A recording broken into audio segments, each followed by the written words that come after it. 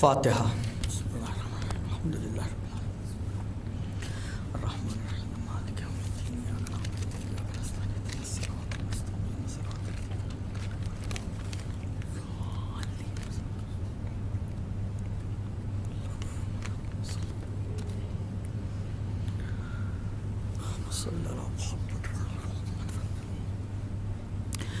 ماشاء اللہ لا حول ولا قوۃ الا باللہ العلی العظیم حسبنا اللہ ونعم الوکیل نعم المولا ونعم النصیر اعوذ باللہ السمیع العلیم من الشیطان اللعین الرجیم بسم اللہ الرحمن الرحیم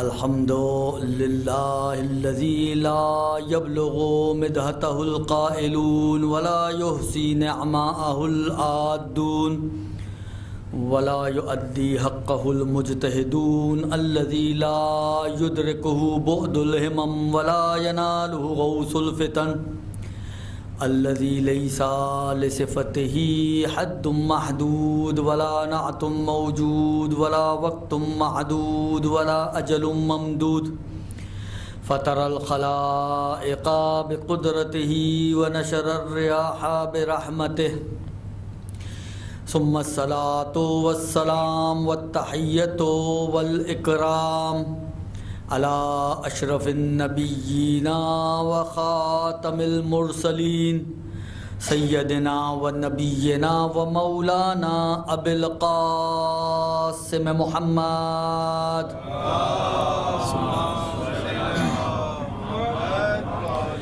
وعلی اہل بیتہ الطیبین الطاہرین المعصومین المظلومین الذین اذهب اللہ عنہم الرجس وطہرہم تطہیرا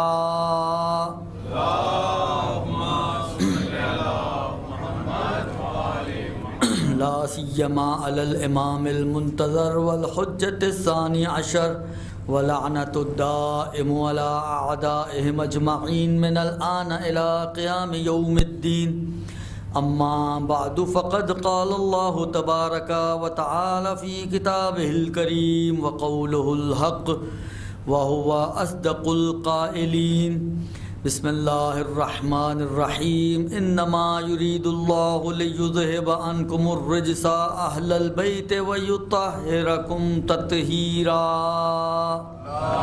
صلی اللہ علیہ وسلم۔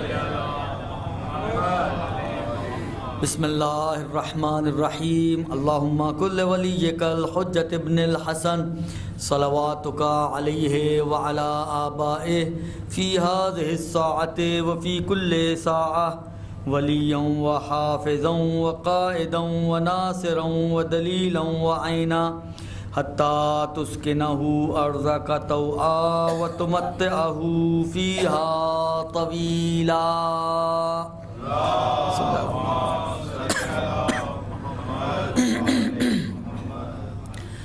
عزیزان محترم، زیارت کے حوالے سے کل کچھ معروضات آپ کی خدمت میں نے عرض کیے۔ آج میں دو چار حدیثیں آپ کی خدمت میں بیان کرنا چاہتا ہوں، جس طرح میں نے کل بھی عرض کیا تھا کہ شاید یہ روایتیں سن کر کسی کے دل میں شوق پیدا ہو، کربلا چلا جائے، اپنے لیے بھی فائدہ اٹھائے اور ہمارے لیے بھی دعا کرے۔ تو اس لیے میں چند حدیثیں آپ کی خدمت میں پیش کرنا چاہتا ہوں، ورنہ میں پہلے آپ کی خدمت میں عرض کر چکا ہوں کہ اس باب میں حدیثیں بہت زیادہ ہیں۔ یہ بھی ہو سکتا تھا کہ ہم اس کو تھوڑا ڈائیورٹ کر کے آداب زیارت کی طرف چلے جاتے، لیکن پھر وہ موضوع سے میں بہت ہٹ جاؤں گا۔ اس کے لیے میں آپ کو ایک کتاب بتا دیتا ہوں، جو جانا چاہے اس کتاب میں، جو آپ کے گھروں میں موجود ہے، کوئی خریدنی بھی نہیں پڑے گی آپ کو، مفاتیح الجنان، اس کے اندر کچھ آداب زیارت بیان ہوئے ہیں، آپ اس کو ضرور پڑھیں اور پھر جائیں۔ اور ایک آدھ چیز کا خاص خیال رکھیں، ایک ابھی روایت بھی میں آپ کی خدمت میں عرض کروں گا جس میں امام علیہ السلام نے طریقہ بتایا کہ کیسے امام کی بارگاہ میں جانا ہے، لیکن اس کے علاوہ ایک آدھ چیز کا ضرور خیال رکھیں، یہ روایتوں میں بھی موجود ہے کہ کربلا کی زیارت اور باقی زیارتوں میں فرق ہے۔ جب آپ کربلا کی زیارت کے لیے جائیں تو آپ کی کیفیت اور فرض کریں آپ امام رضا علیہ السلام کی زیارت کے لیے جائیں اور آپ کی کیفیت فرق ہے. روایتوں میں یہاں تک موجود ہے کہ کھانا پینا گھر والوں کے اوپر جو آپ خرچ کرتے ہیں، باقی زیارتوں میں وسعت رکھنا اس میں بہتر ہے. اچھے طریقے سے بچوں کو یا گھر والوں کو کھلائیں پلائیں، اچھی جگہ پہ رکھیں، یہ سب ہونا چاہیے. لیکن جب آپ کربلا کی زیارت کے لیے جائیں تو وہ جتنا سمپل اور جتنی سادی زیارت ہو آپ کی، اس انداز سے کہ آپ جب پہنچیں تو غم و اندوہ، بکھرے ہوئے بال، گرد آلود، اس حالت میں امام کی بارگاہ میں جائیں. یہ روایتوں میں موجود ہے. اور آپ کی خدمت میں عرض کروں، کربلا کے واقعے کے بعد کسی بی بی کی خدمت میں کسی نے ایک روسٹ مرغ پیش کیا تو بی بی نے کہا کہ ہم عزادار ہیں، ہم اس قسم کی غذا استعمال نہیں کرتے. تو دیکھیں بی بی ایک معیار بتا رہی ہیں کہ جو عزادار ہوتا ہے اس کی غذا کیسی ہوتی ہے.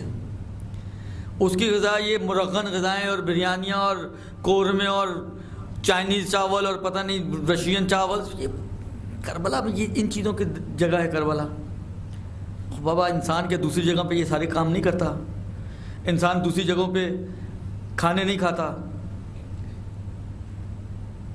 یعنی واقعاً دیکھ کر دل جلتا ہے ان چیزوں کو کہ جب ہمارے ظاہر حضرات جاتے ہیں وہاں پر کربلا میں تو کھانا ان کا ایسا ہوتا ہے کہ کسی طرح نہیں لگتا کہ یہ عزاداروں کا کھانا ہے. دیکھیں کچھ چیزیں ایسی ہیں کہ ہم وہ کہتے ہیں نا دل کے بہلانے کو غالب یہ خیال اچھا ہے. ہم اپنا دل تو بہلا لیتے ہیں، جی امام حسین کی نیاز ہے، ہم فاتحہ پڑھ لی ہے، ہم نے یہ کر لیا، ہم نے خوب. یہ ساری چیزیں جو ہم تک پہنچی ہیں تو کہاں سے پہنچی ہیں؟ ہم تک تو اہل بیت کے گھرانے سے ہی پہنچی ہیں نا. تو یہ وہ بھی کہہ سکتے تھے کہ یوں کر لو، روسٹ مرغ آیا ہے چلو میں فاتحہ پڑھ کے کھا لیتی ہوں، وہ بھی کر سکتی نہیں یہ کام. مرغن غذائیں آپ کے سامنے جب تک عمر سعد کا سر نہیں پہنچا اہل بیت کے گھرانے تک، اس وقت تک انہوں نے ان کے گھروں میں چولہے نہیں جلے ہیں، ان کے گھروں سے دھوئیں نہیں اٹھے ہیں، اس لیے کہ وہ عزادار تھے، خوشی نہیں منائی ہے انہوں نے. یہ سارے کھانے وہ اس مدت میں بھی وہ یہ کر سکتے تھے نا کہ جو مرضی پکائیں، ایک فاتحہ پڑھ لیں، اللہ اللہ خیر صلی اللہ، نیاز بن گئی. لیکن بالآخر فرق پڑتا ہے. ان چیزوں کا خیال رکھیں. یہی چیزیں ہماری دیکھیں، یہ جو آپ دیکھتے ہیں نا، مثلا کسی روایت میں آیا کہ امام حسین کی اگر کوئی شخص زیارت کرتا ہے اس کو 1 حج اور 1 عمرے کا ثواب ملتا ہے. کسی میں آیا کوئی امام حسین کی زیارت کرتا ہے اس کو 70 حج اور 70 عمروں کا ثواب ملتا ہے. کسی میں 200 کا ہے، کسی میں 1000 کا ہے. یہ کہاں 1 حج اور کہاں 1 عمرہ، کہاں 1000 حج اور کہاں 1000 عمرے، کتنا ڈفرینس آ گیا. تو یہ اتنا ڈفرینس کیوں مل رہا ہے؟ بالآخر 1 مل رہا ہے یا 1000 مل رہے ہیں ہمیں؟ تو یہ سارا ہماری معرفت کے اوپر ڈیپینڈ کرتا ہے. یہ سارا ہماری زیارت کی کیفیت کے اوپر ڈیپینڈ کرتا ہے. ہم کس انداز سے زیارت کرتے ہیں. کبھی آپ کو وہ زیارت 1 حج کا ثواب پہنچائے گی، کبھی وہی زیارت آپ کو 1000 حج کا ثواب پہنچائے گی. آپ زیارت کس انداز سے کر رہے ہو، آپ کس انداز سے وہاں جا رہے ہو، کس انداز سے وہاں پیش ہو رہے ہو، آپ کا کھانا کیا ہے، آپ کے دل کی کیفیت کیا ہے وہاں پر. ان ساری چیزوں کے اوپر یہ اجر و ثواب کا پلس اور مائنس اور کم اور زیادہ ہونا ڈیپینڈ کرتا ہے. لہذا کوشش کریں کہ کربلا کی زیارت جتنی سمپل، جتنی ان تمام چیزوں سے پاک و پاکیزہ اور مبرہ، سادی غذا، سادہ لباس، سادی زیارت، وہ سب سے کربلا کے حوالے سے ہائیلی ریکمینڈڈ ہے. اس بات کا خیال رکھا جائے. چلنے کا بہت شوق ہے لوگوں کو، مشی بہت رائج ہو گئی آج کل. بہت سے لوگوں نے پوچھا بھی، سوال بھی کرتے ہیں کہ مولانا کوئی چلنے کے بارے میں کوئی روایت ہے ایسا کوئی واقعہ؟ یا بات ہوتا ہے نا انسان کے اپنے ہی کیفیتیں ہوتی ہیں، خود ہی ایک چیز ایجاد کر لی. تو ایسا نہیں ہے چیزوں، ہیں روایتیں. میں آپ کی خدمت میں کچھ روایتیں آج عرض کرنا چاہ رہا ہوں جو امام حسین علیہ السلام کی زیارت پر پیدل جانے کا اجر و ثواب بیان کرتے ہیں. اچھا، اس روایت سے استفادہ ایسا ہوتا ہے کہ بعض لوگ کرتے ہیں مثلا کم چلتے ہیں، بعض لوگ زیادہ چلتے ہیں. مثلا اللہ دیکھیں، ایک طبیعت کا مسئلہ ہو تو ایک الگ مسئلہ ہے، وہ تو مجبوری ہے نا، مجبوری کی بات نہیں. میں ابھی نارمل میں فرض کریں 300 کلومیٹر چل سکتا ہوں، مگر میں 300 کی بجائے مثلا 100 کلومیٹر چلتا ہوں. میں 100 چل سکتا ہوں، میں 100 کی بجائے مثلا 50 کلومیٹر چلتا ہوں، باقی بس میں سفر طے کرتا ہوں. تو جتنا آپ چلیں گے، جتنے قدم اٹھیں گے اتنا بینیفٹ ہے. یعنی ان روایتوں سے جو سمجھ میں آتا ہے آپ کا اجر و ثواب آپ کے قدموں کی مقدار کے برابر ہے. لہذا آپ زیادہ قدم اٹھائیں گے زیادہ اجر و ثواب ہوگا، کم اٹھائیں گے کم اجر و ثواب ہوگا. تو میں کچھ روایتیں آپ کی خدمت میں عرض کرنا چاہ رہا ہوں. ایک درود بھیج دیں محمد و آل محمد پر.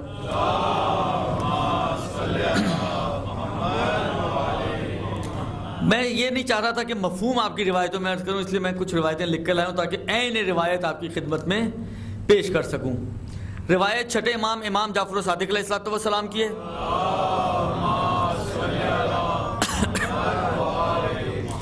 اتفاق سے راوی کا نام بھی حسین ہے، تو مولا پکارتے ہیں کہ یا حسین، من خرج من منزلہ یرید زیارت الحسین، جو اپنے گھر سے زیارت حسین کے قصد سے نکلتا ہے، ان کان ماشین، اگر پیدل جا رہا ہے، تو کتب اللہ لہ بکل خطوۃ حسنہ ومحا عنہ سیئہ، ہر قدم کے اوپر ایک نیکی اس کے نامہ اعمال میں لکھی جائے گی اور ہر قدم پر ایک گناہ اس کے نامہ اعمال سے مٹا دیا جائے گا.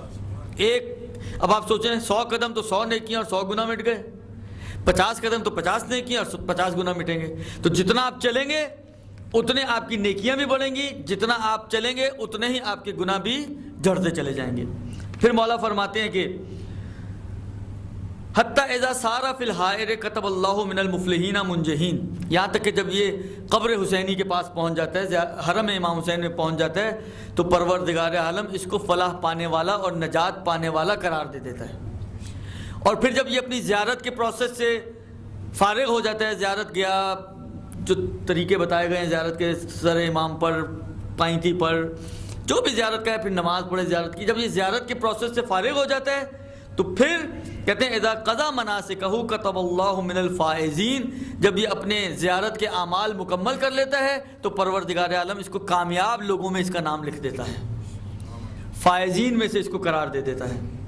اور پھر فرماتے ہیں حتی اذا اراد الانصراف، اب زیارت ہو گئی، اب واپسی کا سفر ہے، اب جب یہ پلٹنا چاہتا ہے تو اتاہ ملکن، ایک فرشتہ اس کے پاس آتا ہے. آپ مقام دیکھیں اس ظاہر کا، کتنا پاک و پاکیزہ ہو کر واپس آ رہا ہے، کتنی نجات پا کر واپس آ رہا ہے، کتنی فلاح پا کر واپس آ رہا ہے، کتنے کامیاب ہو کے واپس آ رہا ہے کہ ایک فرشتہ آتا ہے فقال ان رسول اللہ یقرؤک السلام، آ کے اس کو کہتا ہے کہ اللہ کے رسول نے تجھے سلام بھیجا ہے. صلی اللہ علیہ وسلم. وَيَقُولُ لَكَ، اور سلام کے بعد پیغام بھیجا ہے کہ استانف العمل فقد غفر لك ما مضى، جو گناہ تو نے کر لیے خدا نے ان کو معاف کر دیا، اب اپنا تیرا نامہ اعمال ہو گیا 0 میٹر، نیا عمل شروع کر، نئی زندگی کا آغاز. اچھا، اب یہ چند روایتیں سن لیں، پھر میں ایک مطلب آپ کی خدمت میں عرض کرتا ہوں. یہ ایک روایت. دوسری روایت یہ بھی اتفاق سے چھٹے امام کی روایت ہے. مولا فرماتے ہیں کہ ان الرجل لا یخرج الی قبر الحسین، جب بھی کوئی شخص قبر حسین کی طرف نکلتا ہے فَلَهُ اِذَا خَرَجَ مِنْ أَهْلِهِ بِأَوَّلِ خُطْوَةٍ مَغْفِرَةُ ذُنُوبِهِ.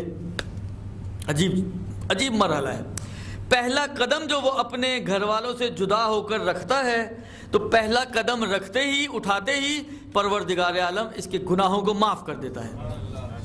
اور پھر ثُمَّ لَمْ يَزَلْ يُقَدِّسْ بِكُلِّ خُطْوَةٍ، پھر جتنے وہ قدم اٹھاتا جاتا ہے پروردگار عالم اس کو مزید پاک و پاکیزہ کرتا رہتا ہے، اور یہاں تک کہ حتیٰ یاتی ہے، یہاں تک کہ یہ قبر حسین تک اور حائر حسین تک پہنچ جاتا ہے. فَإِذَا أَتَاهُ نَاجَاهُ اللَّهُ فَقَالَ عَبْدِي سِلْنِي آتِكْ ادْعُنِي أُجِبْكَ اطلب منی آتِكْ سِلْنِي حَاجَةً أَقْضِيهَا. یہاں تک کہ جب یہ قبر حسینی کے پاس پہنچتا ہے تو پروردگار عالم کا خطاب اس کی طرف آتا ہے کہ اے میرے بندے، تو مجھ سے سوال کر، میں تجھے عطا کروں گا. اے میرے بندے، تو مجھے پکار، میں تجھے جواب دوں گا. تو مجھ سے طلب کر، تجھے عطا کروں گا. تو مجھ سے سوال کر، میں تیری حاجتوں کو پورا کروں گا. اسی لیے کہا جاتا ہے کہ ایک جگہ جہاں پر انسان کی حاجتیں حتماً قبول ہوتی ہے وہ قبہ حسینی کے نیچے ہے. کہ قبہ حسینی وہ جگہ ہے کہ اس کے نیچے انسان اگر گناہ کے علاوہ کوئی بھی حاجت طلب کرے پروردگار عالم اس کی حاجت کو قبول کرتا ہے۔ وَحَقٌّ عَلَيَّ وَحَقٌّ عَلَى اللَّهِ۔ پھر امام فرماتے ہیں کہ اب خدا کی ذمہ داری ہے کہ ان یعطی ہے ماں بذلا، کہ جو خرچہ بھی اس نے اس راستے میں انجام دیا ہے اور خرچ کیا ہے تو پروردگار عالم کی ذمہ داری ہے کہ وہ اس کو اس خرچے کو عطا کرے۔ یعنی یوں سمجھیں کہ آپ کے خرچہ کر کے جاتے ہیں، بہت سی کمپنیز ہوتی ہیں نا، پہلے آپ کر دیتے ہیں پھر بل پیش کر دیتے ہیں، وہ بل آپ کا کلیئر ہو جاتا ہے۔ سمجھیں زیارت امام حسین یہ ہے، خرچہ کر کے جائیں، بل پیش کر دیں، پروردگار عالم آپ کے اس بل کو ادا کر دے گا۔ یہ امام معصوم فرما دیں۔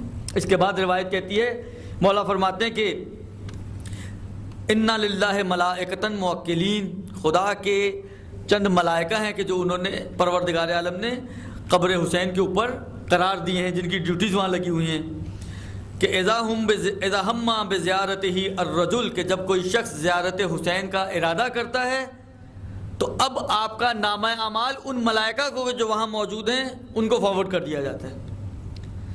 انسان کے آپ کو معلوم ہے، بچپن سے سنتے آ رہے ہیں، ہمارے دو فرشتے بیٹھے ہوئے ہیں، ایک دائیں طرف ایک بائیں طرف۔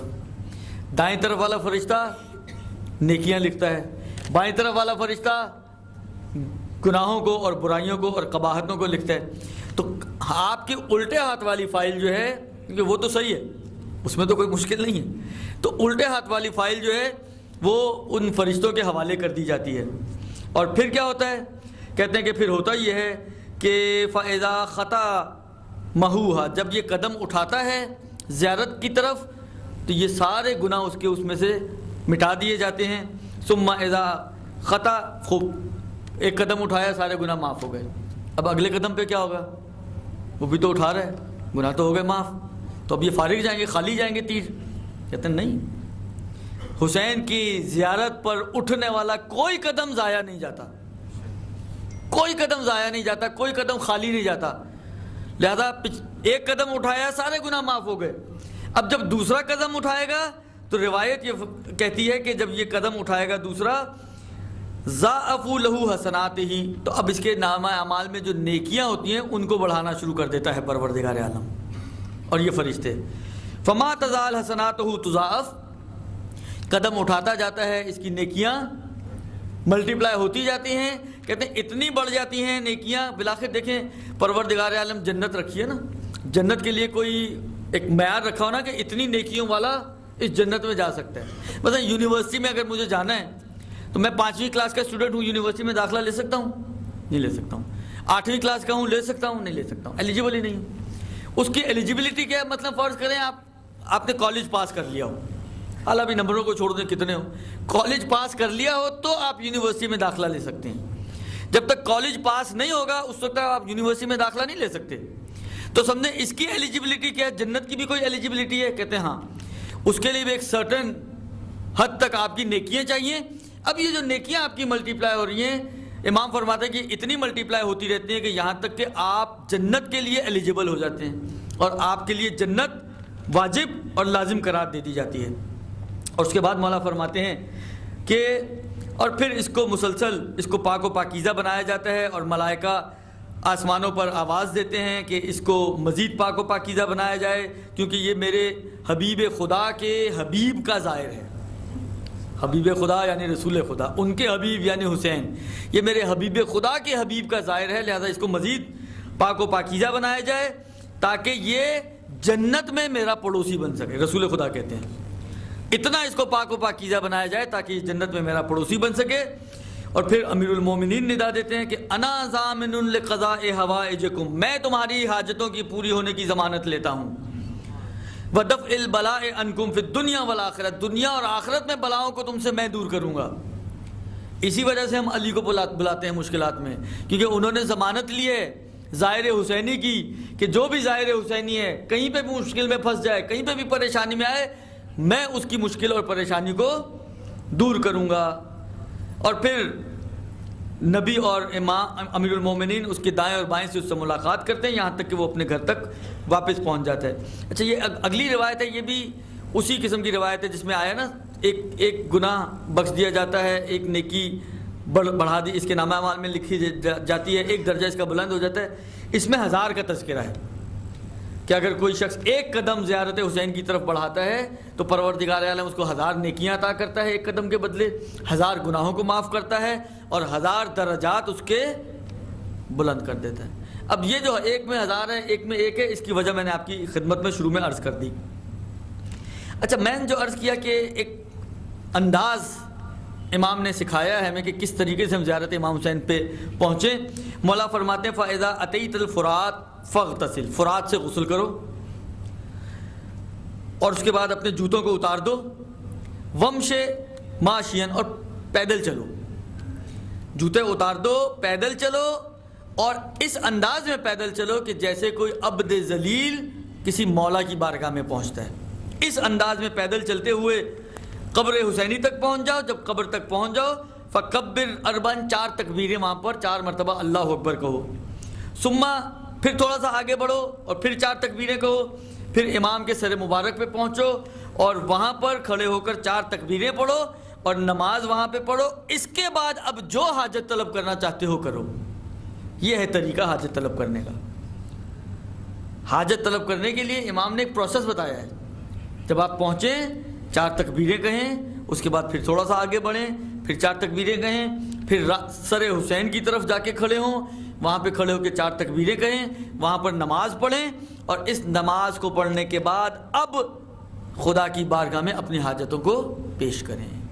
اس انداز سے اگر کوئی اپنی حاجتوں کو پیش کرے گا تو پروردگار عالم اس کی حاجتوں کو پورا فرمائے گا۔ اور آخری روایت کہ جو چلتے ہوئے قبر حسین تک آتا ہے، جو بھی قدم وہ اٹھاتا ہے یا رکھتا ہے، تو پروردگار عالم اس کو اولاد اسماعیل میں سے ہر قدم پر ایک غلام کو آزاد کرنے کا اجر و ثواب عطا کرے گا۔ اور اگر کوئی کشتی میں جاتا ہے اور اس کی کشتی الٹ جائے تو پروردگار عالم کی طرف سے ندا آتی ہے، آسمانوں سے ندا آتی ہے کہ تم بھی پاکیزہ ہو گئے اور تمہاری جنت تمہیں مبارک ہو۔ تو یہ چند روایتیں ہیں جو امام حسین کی زیارت پر پیدل جانے کے حوالے سے روایتوں میں ہمیں ملتی ہیں۔ اور بھی روایتیں، لیکن میں ساری روایتیں آپ کی خدمت میں عرض نہیں کر رہا۔ میں اب ایک بات آپ کی خدمت میں عرض کرنا چاہ رہا ہوں، ایک درود بھیج دیں محمد و آل محمد پر۔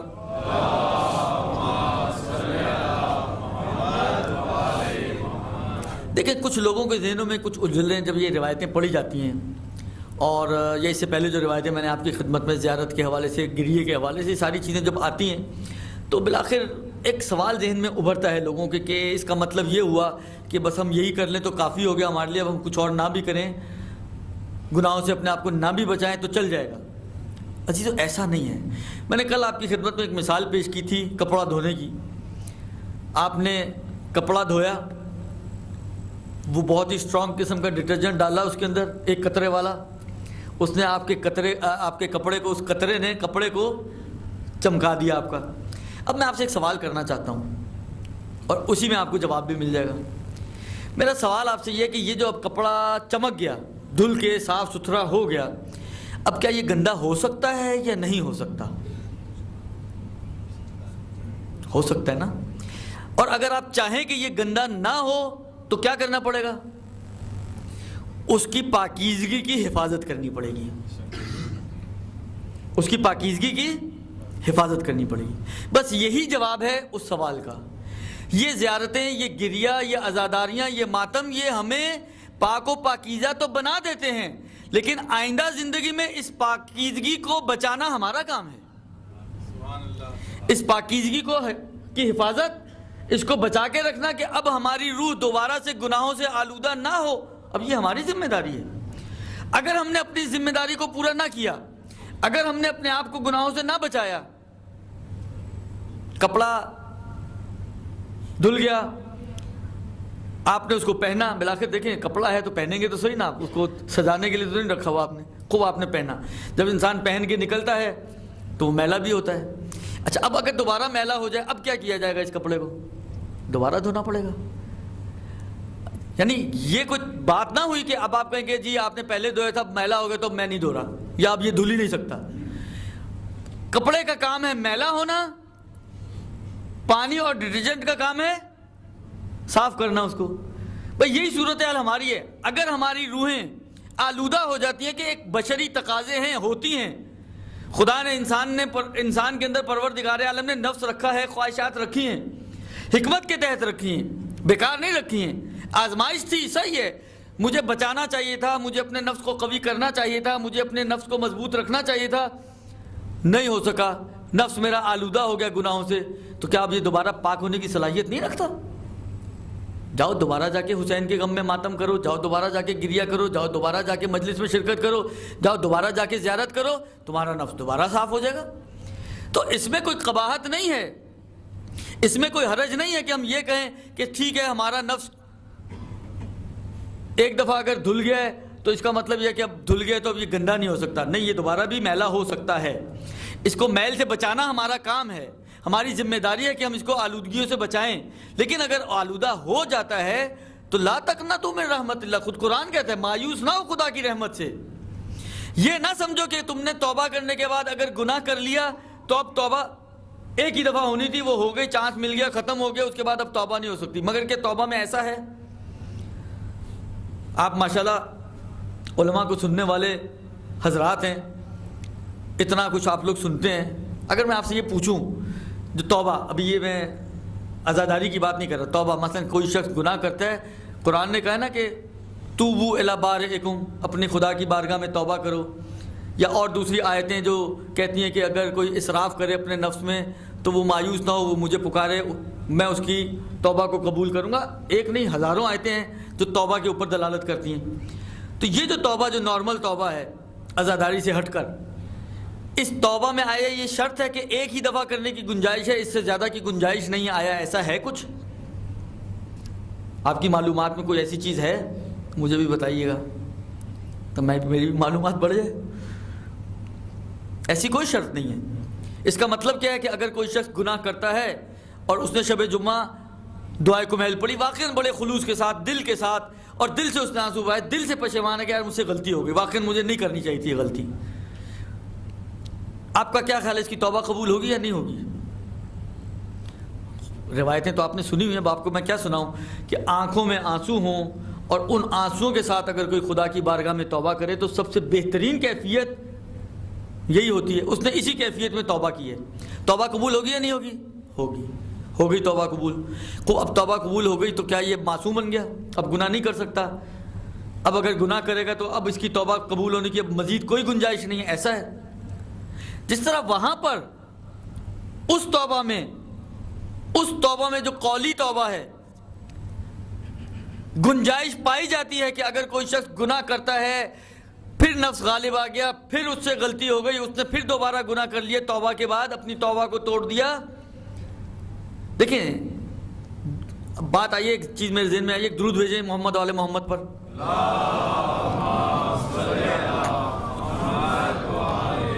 وہ میں وضاحت کر دوں ورنہ ممکن ہے کسی کے ذہن میں ٹکراؤ پیدا ہو جائے کہ یار یہ بات جو پہلے ایک سنی ہوئی ہے وہ اس سے ٹکرا رہی ہے، اور وہ کیا ہے؟ بعض روایتوں میں یہ ہے کہ اگر کوئی شخص توبہ کرنے کے بعد جو ہے وہ مثلا ایک دفعہ کہتا ہے استغفر اللہ، پھر گناہ کرتا ہے، پھر استغفر اللہ، پھر گناہ کرتا ہے، تو یہ گویا مذاق کی طرح ہے، گویا تم خدا سے مذاق کر رہے ہو، اس قسم کی جملے کچھ روایتوں میں ہیں۔ لیکن جو دوسری روایتیں ہیں ان کو مد نظر رکھتے ہوئے اگر ان روایتوں کا ان کے تناظر میں معنی کیا جائے تو دیکھیں، ایک دفعہ توبہ یہ ہے کہ میں استغفار کر رہا ہوں لیکن آئندہ کی نسبت میرا ارادہ، چلو اب جس طرح بہت سے لوگ ہیں تو ابھی تو کرو پھر بعد کی بات میں دیکھی جائے گی، یہ جو مذاق والی ہے یہ والی توبہ ہے کہ آئندہ نہ کرنے کا قصد ہے ہی نہیں میرے دل میں، میں کہتا ہوں چلو ابھی تو سیل لگی ہوئی ہے، ابھی تو فائدہ اٹھا لو، باقی بعد میں دیکھی جائے گی، کل آئے گی تو کل کی کل دیکھی جائے گی، اگلے شب جمعہ تک میرے پاس ٹائم ہے، پھر دعائے کمیل پڑھ لیں گے۔ یعنی پہلے سے ہی کسی کا اگر ارادہ ہو توبہ کو توڑنے کا، آئندہ عمل نہ کرنے کا، تو یہ جو مذاق ہے یہ والی توبہ ہے۔ ورنہ اگر واقعاً جس طرح میں نے کہا نا، واقعاً کسی نے خلوص دل کے ساتھ آنسو بہائے ہیں، واقعاً اس کا دل بہت جلا کہ مجھ سے کیوں غلطی ہوئی، میں نے کیوں مثلاً جھوٹ بولا، میں نے کیوں مثلاً غیبت کی، میں نے کیوں مثلاً نامحرم کے سامنے کو نگاہ کی، میں نے کیوں بے پردہ ہو کے گھر سے نکلی، اس نے واقعاً سچے دل کے ساتھ خدا کی بارگاہ میں استغفار کیا اور آنسو بہائے اور توبہ کر لی، اور پھر مثلاً 2 دن بعد دوبارہ کوئی موقع آیا، پھر پھسل گیا، انسان ہے نا، پیر تو پھسل سکتا ہے، پھر پھسل گیا، اب یہ جو اس نے غلطی کی ہے دوسری مرتبہ، کہ اس توبہ کی کوئی گنجائش ہے یا نہیں ہے؟ میرا آپ لوگوں سے سوال قطعاً ہے، وَإِلَّا تو پھر تو انسان کو توبہ کے بعد یا تو معصوم ہو جانا ہے یا بالکل ہی جہنمی ہو جانا چاہیے، دو میں سے کوئی ایک چیز ہونی چاہیے۔ لہذا ایسا نہیں ہے عزیزو کہ قولی جو توبہ ہے اس کا ایک دفعہ چانس ملتا ہے، اس میں بھی آپ کے پاس اگر خلوص دل کے ساتھ کوئی یہ کرتا ہے، جس طرح امام سجاد نے اپنی بعض دعاؤں میں نے کہا خدایا میں تیرا گناہ اس لیے نہیں کرتا کہ میں تجھے مانتا نہیں ہوں۔ لیکن گناہ نہ کرنے کی بھی اس کا مطلب ہے، اس چیز روایت ہمیں بتا رہی ہے کہ دو اسباب ہو سکتے ہیں۔ ایک مرتبہ میں خدا کو نہیں مانتا اس لیے بے باک ہوں، ایک دفعہ نہیں میں خدا کو مانتا ہوں، پورا یقین ہے مجھے، خدا کی وحدانیت کا یقین ہے، عذاب الہی کو مانتا ہوں، جنت جہنم سب کو مانتا ہوں، لیکن نفس غالب آ جاتا ہے، نفس کے بہکاوے میں آ کر میں گناہ کرتا ہوں۔ جو زیادہ قبیح ہے وہ پہلی صورتحال ہے کہ خدا کو انسان مانے ہی نہ اور پھر خدا کا مخالف ہو جائے۔ دوسری ایک نارمل انسان کی کیفیت اور زندگی ایسی ہی ہے، اس سے گناہ سرزد ہوں گے، خدا کو بھی معلوم تھا، لہذا خدا نے لچک رکھی ہے، لہذا خدا نے گنجائش رکھی ہے کہ ایسا نہیں ہے کہ ایک دفعہ توبہ کرنے کے بعد اب دوسرا چانس نہیں ملے گا۔ تم سے آج گناہ ہوا، تم نے توبہ کی، سچی توبہ کی، کل کو پھر تم سے گناہ ہو گیا تو لا تقنطوا من رحمت اللہ، مایوس نہ ہو خدا کی رحمت سے، میری رحمت بہت وسیع ہے، تم روتی آنکھوں کے ساتھ میری بارگاہ میں آ جاؤ، بس یہی کافی ہے میرے لیے۔ تو جس طریقے سے قولی توبہ کا یہ مسئلہ ہے، بے عین ہی اسی طریقے سے زیارتوں کا بھی، گریے کا بھی، ان تمام چیزوں کا بھی یہی مسئلہ ہے۔ یہ آنسو جب ٹپکتے ہیں نا، میں نے کل بھی عرض کیا تھا، یہ ہماری روح کو دھوتے ہیں، یہ آنسو ہماری روحوں کو دھوتے ہیں۔ لوگوں کی کیفیتیں مختلف ہوتی ہیں، لہذا ممکن ہے بعض لوگ بہت جلدی ان آنسوؤں کا اثر ان کی روح پہ نہ پڑے، لیکن پڑتا ضرور ہے۔ لہذا ہم دوسری طرف کی روایتیں اور دوسری طرف کے واقعات، وَإِلَّا اگر خالی یہی کافی ہو جاتا اور اس کے بعد کچھ کرنے کی ضرورت نہیں تھی تو یقین مانیں اتنی ساری جو روایتیں ہمارے پاس موجود ہیں وہ سب بیکار ہو جائیں۔ ائمہ جو اظہار کرتے ہیں کہ ہمارا چاہنے والا کیسا ہونا چاہیے وہ سب بیکار ہو جائیں۔ ائمہ کو صرف ایک ہی بات کرنی چاہیے کہ ہمارا چاہنے والا بس ظاہر حسین ہونا چاہیے، باقی اللہ اللہ خیر صلی اللہ۔ کہیں کسی ایک روایت نے امام نے یہ نہیں کہا کہ ہمارا چاہنے والا بس وہ ظاہر حسینی ہونا چاہیے اور اس کو کچھ نہیں کرنا، بس ایسا کہیں روایت میں نہیں ملتا۔ تقاضا کیا گیا اصلاً جو روایتوں میں علامتیں بیان کی ہیں شیعوں کی، یعنی واقعاً اگر وہ علامتیں آپ کی خدمت میں بیان ہوں، آپ نے پڑھی بھی ہوں گی، سنی بھی ہوں گی، لیکن انسان سوچتے کہ یہ شیعہ بننا کوئی آسان کام نہیں ہے۔ ہم تو بڑے دعوے دار ہیں شیعت کے، لیکن شیعہ ہونا آسان مرحلہ نہیں ہے۔ میں نے شاید پہلے بھی آپ لوگوں کی خدمت میں یہ روایت عرض کی تھی، بات آئی ہے اس لیے ایک روایت آپ کی خدمت میں اپنے چوتھے امام امام زین العابدین علیہ الصلوۃ والسلام کی عرض کرتا ہوں۔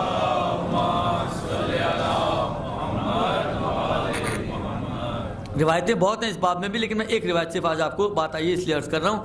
میرے مولا تشریف فرما ہے، دق الباب ہوا، دق الباب ہوا، غلام گیا باہر، دروازہ کھولا، آنے والا جو تھا اس نے کہا کہ جا کے مولا سے کہو کہ آپ کا شیعہ آیا ہے۔ غلام آیا اندر، آ کے مولا کی خدمت میں عرض کی کہ مولا ایک شخص آیا جو یہ کہہ رہا ہے کہ مولا سے کہو آپ کا شیعہ آیا ہے۔ جب مولا نے سنا میرا شیعہ آیا ہے، یعنی روایت کا جملہ یہ ہے کہ مولا جس کو کہتے ہیں نا ایک دم بھاگنے والی کیفیت میں اٹھے ہیں اور بھاگتے ہوئے مولا دروازے پہ پہنچے ہیں، اور مولا نے دروازہ کھولا، اور جب دروازہ کھولا ایک شخص کو دیکھا، پلٹ کے واپس آ گئے۔ اگر شیعہ ہو تو یہ کیفیت ہے اس کے لیے، مولا بھاگ کے اس کا استقبال کرتے ہیں، لیکن جب مولا نے دیکھا اس کو واپس آ گئے۔ اب جب وہ آیا اندر، پوچھا اس نے، کہا تم میں شیعوں والی علامت ہی نہیں ہے کوئی، میں تمہارے اندر شیعوں والی کوئی علامت ہی نہیں دیکھتا۔ تو عزیزو شیعہ مرحلہ آسان مرحلہ نہیں، بڑے بڑے اصحاب ائمہ جب ان کو یہ کہا جاتا تھا کہ یہ امام باقر کے شیعہ ہیں یا امام صادق کے شیعہ ہیں، وہ رویا کرتے تھے کہ تم نے ہمیں کتنے بڑے مقام پر نسبت دے دی، تم نے ہمیں امام باقر کا شیعہ بول دیا، تم نے ہمیں امام صادق کا شیعہ بول دیا۔ یہ مقام بہت بلند مقام ہے، رویا کرتے تھے، اور اگر ان کی آپ حالات زندگی دیکھیں آپ کو ایسے لگے گا کہ یہ واقعاً شاہکار لوگ تھے، اس کے باوجود کیفیت یہ ہے کہ گریہ کرتے ہیں۔ لہذا میں آپ کی خدمت میں صرف ایک واقعہ عرض کرنا چاہتا ہوں کہ دیکھیے ائمہ تقاضا رکھتے ہیں ہم سے، آئمہ ہم سے چاہتے ہیں کہ ہم ان کی سیرت اور ان کی سنت پر عمل کریں. آئمہ چاہتے ہیں ہم سے کہ ہمارے اندر ان کی جھلک موجود ہو. علامہ طباطبائی علیہ الرحمہ نے یہ جو مسئلہ آتا ہے نا قیامت کے دن اعمال کو تولا جائے گا، اور قرآن میں بھی کئی جگہ پہ میزان کا تذکرہ ہے، سورہ القاریہ میں بھی تذکرہ ہے. جس کا دائیں پلڑا جو ہے وہ بھاری ہو جائے گا تو فَهُوَ فِي عِيشَةٍ رَاضِيَةٍ، اور جس کا بائیں پلڑا بھاری ہو جائے گا تو فَأُمُّهُ هَاوِيَةٌ وَمَا أَدْرَاكَ مَا هِيَ نَارٌ حَامِيَةٌ. تو ادھر بھی میزان کا تذکرہ، پلڑوں کی بھی بات آئی ہے وہاں پر سورہ القاریہ میں. علامہ طباطبائی کہتے ہیں کہ اب یہ ایک نظریہ ہے، اس کے اندر دوسرے نظریات میں ایک نظریہ جو علامہ طباطبائی بڑے مفسر ہیں ان کا نظریہ میں آپ کی خدمت میں عرض کر رہا ہوں. وہ یہ فرماتے ہیں کہ ایسا نہیں ہے کہ قیامت والے دن کوئی ترازو رکھا جائے گا، لیکن جملے تو ایسے ہی ہیں. میزان قرار دیا جائے گا، دایاں پلڑا بایاں پلڑا، اگر اس کو دیکھیں تو آپ کو لگتا تو ایسے ہے کہ کوئی ترازو رکھا جانا چاہیے.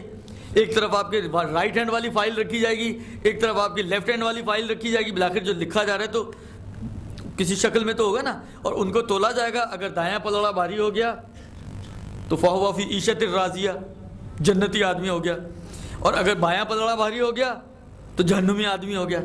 تو الفاظ سے ایسے فیل ہوتا ہے قرآن کے کہ واقعاً کوئی ترازو ہوگا وہاں پر. اب کتنا بڑا ہوگا، کیسا ہوگا، صحیح ہے وہ ہمیں نہیں سمجھ میں آ رہا، لیکن بالآخر جملے بتا رہے ہیں کہ ترازو ہوگا. لیکن علامہ کہتے ہیں کہ نہیں، ایسا نہیں ہے. وہ کہتے ہیں یہ سمبولک ہے، سمبل ہے. آپ نے عدالتیں دیکھی ہیں، کورٹ کے باہر بھی ترازو بنا ہوا ہوتا ہے. اندر جائیں تو قاضی صاحب کے پڑوس میں بھی ایک چھوٹا سا ترازو پڑا ہوا ہوتا ہے. آپ کا کیا خیال ہے، یہ جو دو وکیل ہوتے ہیں، وکیل دفاع اور جو اس کا مد مقابل جو وکیل ہوتا ہے، بالآخر دونوں اپنی پریپریشن کر کے آتے ہیں نا، اپنے ڈاکیومنٹس وغیرہ لے کر آتے ہیں، تو وہ وکیل جج صاحب کہتے ہیں دونوں اپنی فائلیں یہاں رکھو، اور دونوں کی فائلوں کو جو ہے وہ ترازو میں رکھا جاتا ہے، پھر دیکھتا ہے کس کا وزن زیادہ ہے اور اسی کے حق میں فیصلہ کر دیتا ہے. ایسا ہوتا ہے کیا؟ ایسا تو نہیں ہوتا نا. پھر یہ ترازو، وہ ترازو جو وہاں چھپا ہوا ہے وہ کیا ہے؟ کہتے ہیں کہ یہ ایک علامت ہوتا ہے کہ عدل سے کام لیا جائے گا.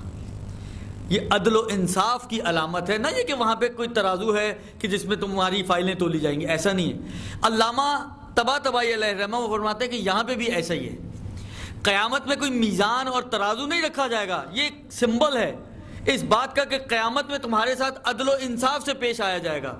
تو پھر تولا کیسے جائے گا؟ علامہ کہتے ہیں کہ تولا ایسے جائے گا کہ قیامت والے دن المیزان یومئذ الحق، میزان حق ہوگا، اور الحق مع علی و علی مع الحق، اور وہ حق جو میزان ہوگا وہ علی علیہ الصلوۃ والسلام کی ذات گرامی قدر ہے.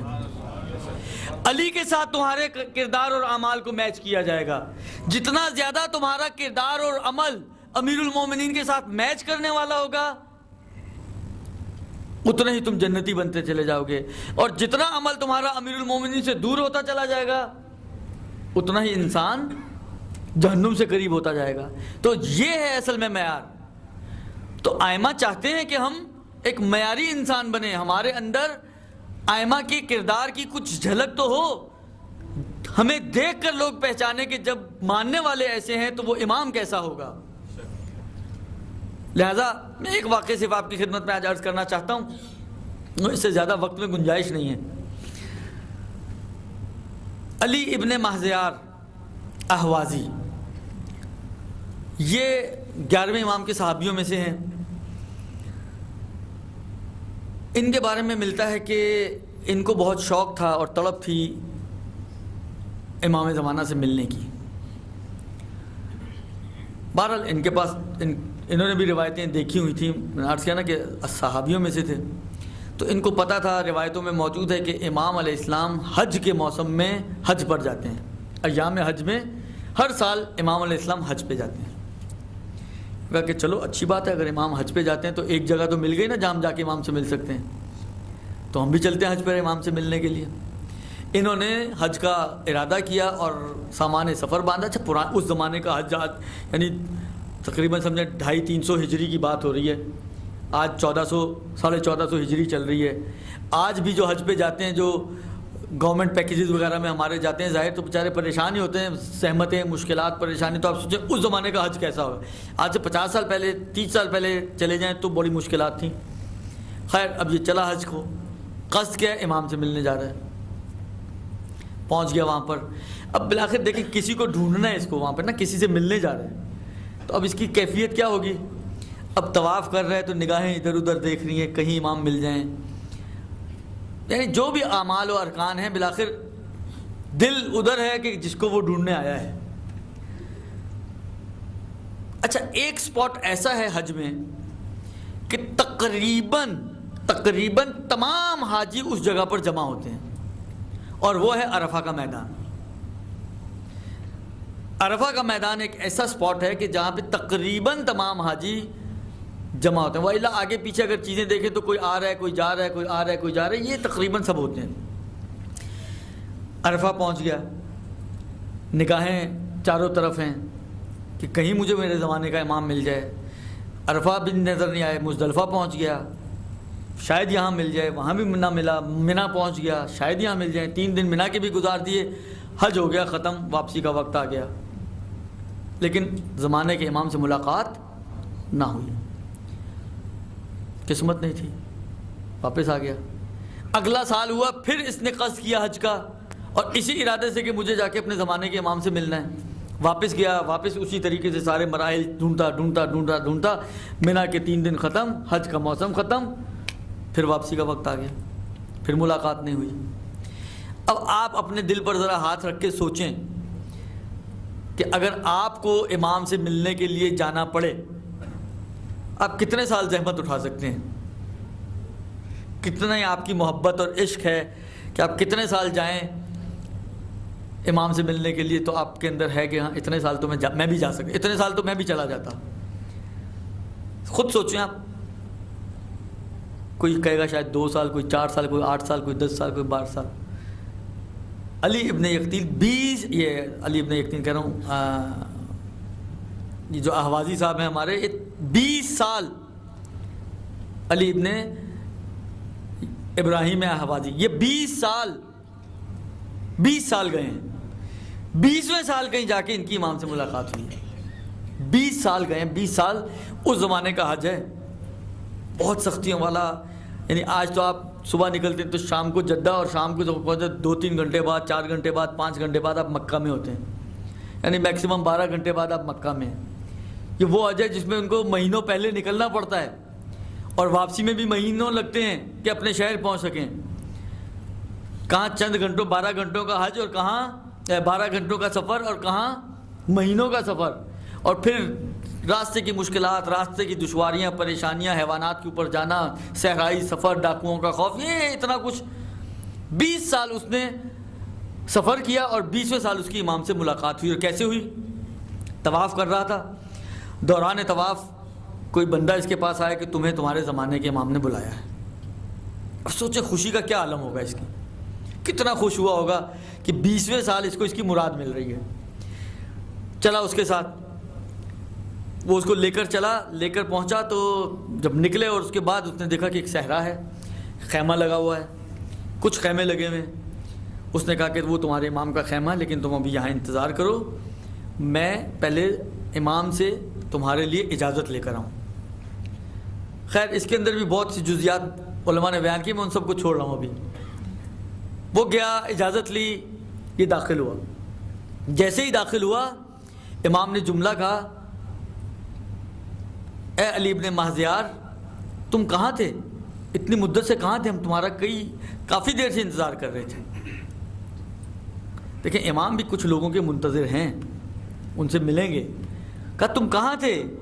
ہم تو کافی دیر سے تمہارا انتظار کر رہے تھے. کہا مولا میں 20 سال سے آ رہا ہوں, لیکن اس سے پہلے سالوں میں آپ نے بلایا نہیں مجھے, میں تو 20 سال سے آپ ہی کے لیے آ رہا ہوں. اب یہاں پر امام علیہ السلام نے اس 20 سال کے فاصلے کی وجہ بیان کی ہے کہ یہ جو اتنا فاصلہ آ گیا 20 سال کا, کہ 20ویں سال تم مشرف ہو رہے ہو, ہر سال رہے ہو, تو کیوں نہیں ہو سکے؟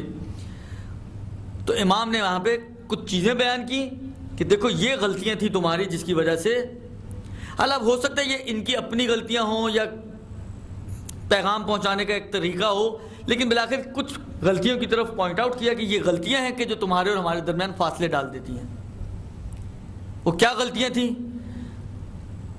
کہا غلطی یہ تھی کہ تم لوگ حب دنیا میں مبتلا ہو گئے, تم لوگ دنیا پرست ہو گئے. तुम्हारे दिलों में दुनिया की मोहब्बत आ गई, तो हुब्बे दुनिया एक ऐसा पर्दा है जो तुम्हें तुम्हारे ज़माने के इमाम से दूर कर देता है, तुम्हारे और तुम्हारे ज़माने के इमाम के दरमियान हाइल हो जाता है, और तुम्हारा और तुम्हारे ज़माने के इमाम के साथ एक फासला बन जाता है।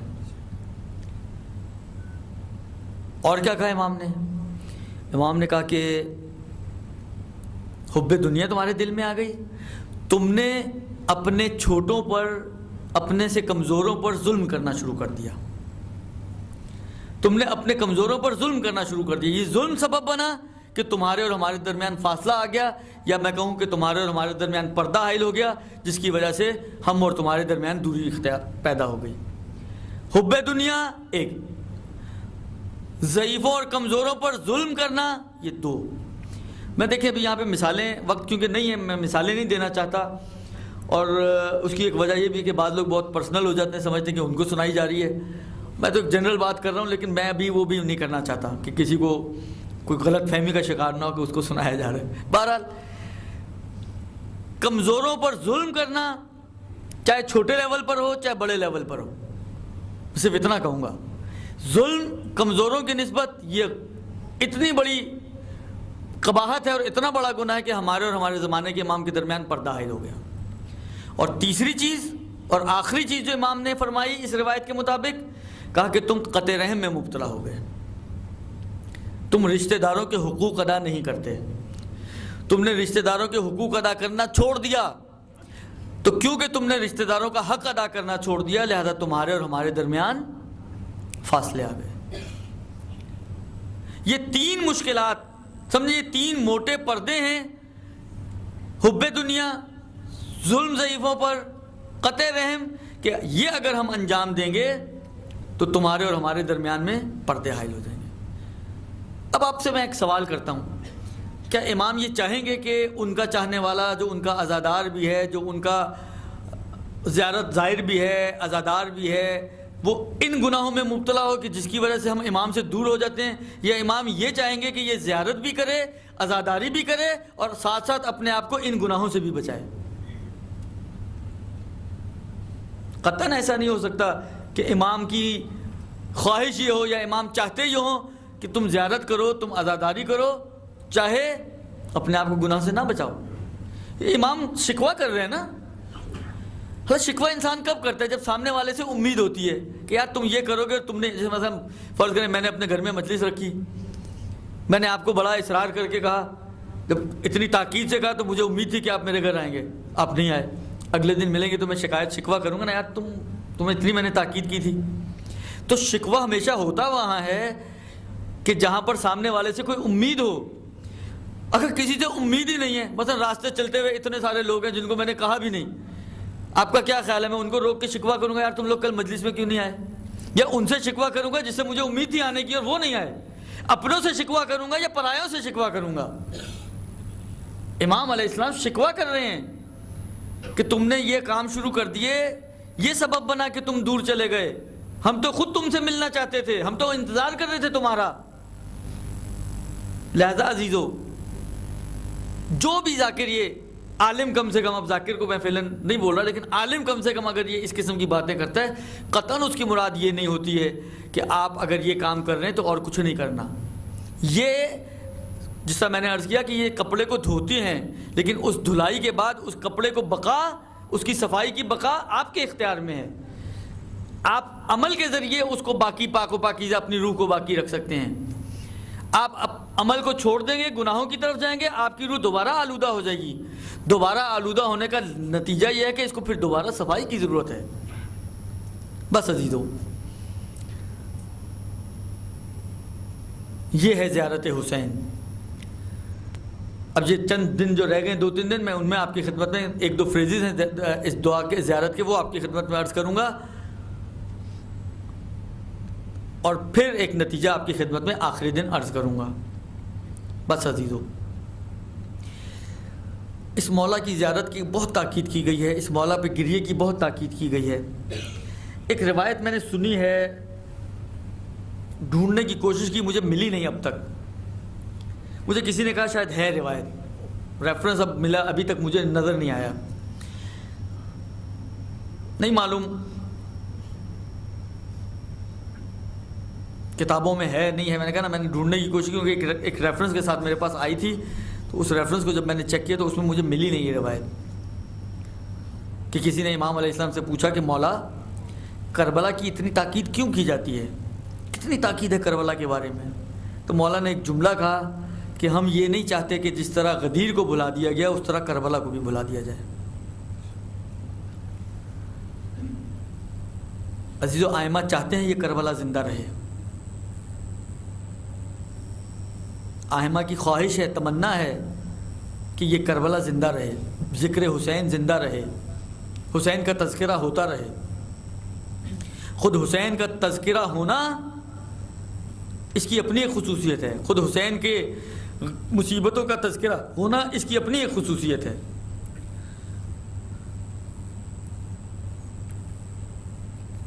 کتنا عجیب مراحل ہیں کربلا کے۔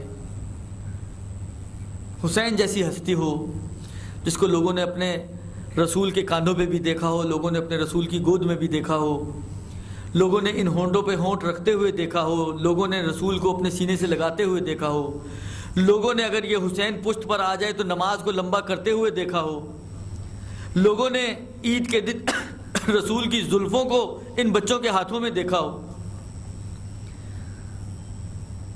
اور اس کے بعد پھر اس حسین کو کربلا کی جلتی ریتی پر 3 دن کا بھوکا پیاسا اس انداز میں ذبح کر دیا گیا ہو کہ پس گردن کند خنجر سے حسین کے گلے کو جدا کر دیا گیا ہو، اور اسی پر اکتفا نہ کیا گیا۔ عزیز و عجیب عربوں کی رسمیں عجیب تھیں۔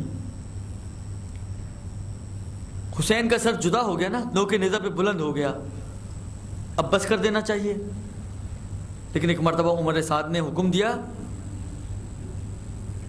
کہ گھوڑوں کی نال بندی کرو، اس لیے کہ تمہیں معلوم ہے کہ جب ہمیں کسی سے پورا انتقام لینا ہوتا ہے تو ہم اس کے، یعنی یہ عربوں کے انتقام کا حصہ تھا کہ اس کو قتل کرتے تھے، اس کے لاشے کو پامال کرتے تھے اور اس کی گھر والیوں کو اسیر بناتے تھے۔ یہ سارا کچھ حسین کے ساتھ کیا گیا ہے، یعنی جس کو کہیں آخر حد تک انتقام کی یہ پہنچے ہیں۔ اور یہ انتقام کس چیز کا لے رہے ہیں؟ وہی بدر و احد و خندق و حنین و خیبر کے انتقامات ہیں کہ جو ان سے لیے جا رہے ہیں حسین سے۔ اور آپ سوچئے، یعنی واقعی یہ جملہ جب انسان سنتا ہے یا پڑھتا ہے دل پھٹتا ہے انسان کا۔ شہداء کتنے تھے؟ جو ہمارے ہاں مشہور قول ہے وہ 72، ہمارے یہاں رائج ہے 72 شہداء کربلا، مگر لاشا کتنوں کا پامال ہوا ہے؟ صرف ایک حسین کا۔ شہید ہونے والے 72 ہوں، پامال ہونے والا ایک ہو، اس لیے کہ جس کے لاشے کو پامال کرنا چاہتے تھے اور اس کو لائن میں رکھتے تھے، ایک مرتبہ کوئی نہ کوئی قبیلے کا سردار آ جاتا تھا، کوئی نہ کوئی رشتہ دار آ جاتا تھا کہ اے یزید، اے عمر سعد، تو نے اب تک جو کچھ کیا ہم نے برداشت کر لیا، تو نے سر شہید کر دیا، سر کاٹ دیا، نوک نیزہ پہ بلند کر دیا، ہم نے یہ سب برداشت کر لیا، اب اس کے بعد تو لاشے کو پامال کرے، یہ ہم سے برداشت نہیں ہوتا۔ عمر سعد کہتا اٹھا کے لے جاؤ۔ ارباب اعزاز لاشیں اٹھتے گئے، آخری میں ایک لاشا رہ گیا جو حسین کا لاشا ہے، نواسہ رسول کا لاشا ہے، فاطمہ اور علی کے بیٹے کا لاشا ہے۔ اس کا والی و وارث اس کربلا میں کوئی نہیں ہے جو آگے بڑھ کے گئے کہ ہم اس لاشے کو پامال نہیں ہونے دیں گے۔ بس ارباب اعزاز ایک مرتبہ گھوڑے آمادہ کیے گئے، گھوڑوں کو دوڑایا گیا اور حسین کا لاشا پامال کر دیا گیا۔ آپ سوچئے وہ زینب جو بچپن سے میرے مولا کے ساتھ رہی ہو اور میرے مولا کے ساتھ کربلا صرف آئی اس وجہ سے ہو کہ وہ مولا سے جدا نہ ہو سکتی ہو، جب اس کے سامنے اس کی ماجائے کا لاشا پامال ہوا ہوگا اور انہوں نے جب مقتل سے گزرے ہوں گے اس پامال شدہ لاشے کو دیکھا ہوگا، زینب کے دل کی کیا کیفیت ہوگی؟ بس ارباب ایک مرتبہ یہ کاروان چل پڑا، اور یہ کاروان چلتے چلتے جب کوفے کے دربار میں پہنچا ہے نا، میں نے کل عرض کیا تھا کہ دربار کو سجایا گیا، انتظار کرایا گیا ہے، اور اس کے بعد کس کیفیت سے یہ بازار سے گزرتا ہوا کوفے کے دربار میں پہنچا۔ عبید اللہ ابن زیاد تخت پہ بیٹھا ہے، سر حسین اس کے اوپر ایک کپڑا سائیڈ میں موجود ہے، ایک مرتبہ بس آخری بات عرض کر رہا ہوں آپ کی خدمت میں، ایک مرتبہ اس نے اپنے ساتھیوں سے کہا کہ کاش یہاں کوئی علی کا چاہنے والا ہوتا نا، تو آج ہم دیکھتے وہ کیا کرتا اور آج اس کی کیفیت سے ہم مزہ اٹھاتے۔ بس یہ سننا تھا۔ ایک مرتبہ کسی نے کہا کہ اے امیر تو پریشان کیوں ہو رہا ہے؟ ارے امیر مختار تیری اپنی ہی قید میں تو موجود ہیں، امیر مختار سے بڑھ کر اور علی کا چاہنے والا تجھے کون ملے گا؟ بس یہ جملہ سننا تھا عزیزو۔ اس نے حکم دیا کہ مختار کو لایا جائے۔ ایک مرتبہ مختار ہتھکڑیوں کے ساتھ دربار میں لائے گئے، بڑے اکڑ کے مختار دربار میں پہنچتے ہیں۔ ایک مرتبہ کسی نے کہا کہ امیر کو سلام کر۔ طلب کے مختار کہتے ہیں، جلال کے عالم میں مختار کہتے ہیں کہ میرا کوئی امیر نہیں ہے سوائے حسین کے، میں کسی کو سلام نہیں کر سکتا۔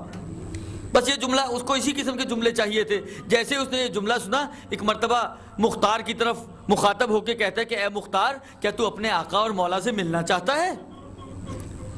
مختار نے کہا اس سے بہتر اور کیا بات ہو سکتی ہے کہ مجھے میرے آقا اور مولا مل جائیں۔ بس ارباب اعضاء یہ جملہ سننا تھا۔ ایک مرتبہ اس نے اس تشت کو مختار کے آگے کر دیا، کہا مختار ذرا اس تشت سے کپڑا تو ہٹا۔ جیسے ہی مختار نے کپڑا ہٹایا، ارباب اعضاء ایک مرتبہ مختار کی نگاہ اس کٹے ہوئے سر حسین پہ پڑی۔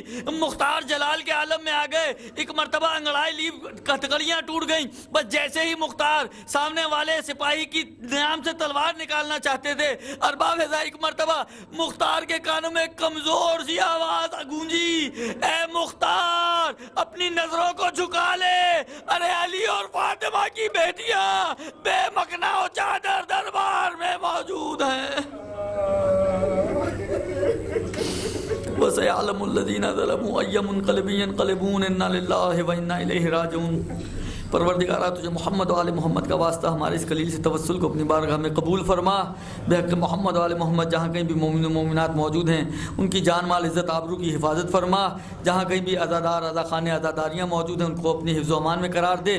بحق محمد و آل محمد تمام عزاداروں کی جان مال ناموس کی حفاظت فرما۔ بحق محمد و آل محمد جو مومن و مومنات اس دنیا سے جا چکے ہیں ان کی مغفرت فرما۔ بحق محمد و آل محمد دشمنان دین و اسلام اگر قابل ہدایت نہ ہوں تو نیست و نابود فرما دے، اور اگر قابل ہدایت ہوں تو ان کے ہدایت کے اسباب جلد از جلد مہیا فرما۔ جہاں کہیں بھی مومنین پر ظلم ہو رہے ہیں مومن کو نجات عطا فرما۔ بحق محمد و آل محمد حوزات علمی اور مراجع نظام کی حفاظت فرما۔ امام کے دل کو ہم سے راضی و خوشنود فرما۔ جو مومن و مومنات بیمار ہیں محمد و آل محمد کے صدقے میں سب کو صحت کاملہ اور عاجلہ عطا فرما۔ امام کے آوان و انصار میں سے قرار دے۔ امام کے ظہور میں تعجیل فرما۔ ربنا تقبل منا انک انت السمیع الدعاء برحمتک یا ارحم الراحمین۔ ماتم حسین۔ یا حسین یا حسین یا حسین یا حسین یا حسین یا حسین یا حسین یا حسین یا حسین